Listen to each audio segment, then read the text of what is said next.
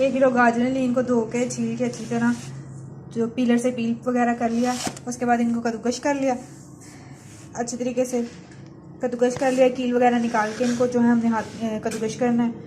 आप मशीन में भी कर सकते हैं, हाथ से भी कर सकते हैं और मशीन से भी कर सकते हैं। इनको कद्दूकश कर लिया जी। तो एक पतीले में हमने घी डाला, उसको गर्म करें और साथ ही हमने 3 से 4 छोटी सब्ज़ इलायची डाल दी।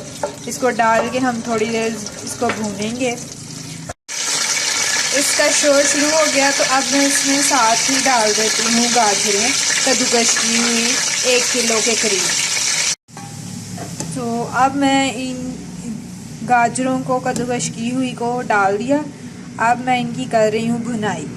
2-3 मिनट हो गए हैं, गाजरों को अच्छी तरह इनकी मैंने भुनाई कर ली है। अब मेरे पास 3 किलो दूध है, तो 3 किलो दूध जो है वो मैं 1 किलो गाजर के अंदर जो है वो डाल दूँगी। तो 3 किलो दूध डालेंगे हम इसमें।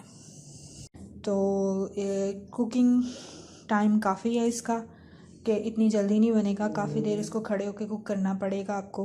तो फिर ये कहीं जाके आपको इसमें 1 कप चावल, 1 प्याली चावल या 1 कप चावल आप डाल सकते हैं। और ये साथ साथ मैं कुक कर रही हूँ। और साथ साथ गजरेले में चीनी 1 पाव डाल दें। अगर आप ज़्यादा मीठे के शौकीन हैं तो आप ज़्यादा डाल सकते हैं। वैसे गजरेले में मुनासिब चीनी वो 1 पाव है, कि इतनी जल्दी नहीं बनेगा, काफ़ी देर इसको खड़े होकर कुक करना पड़ेगा। 1 चाय का चम्मच इसमें डालेंगे नमक।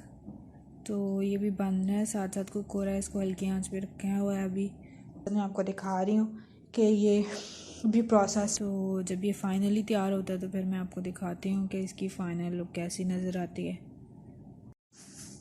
तो ये इसकी फ़ाइनल लुक है।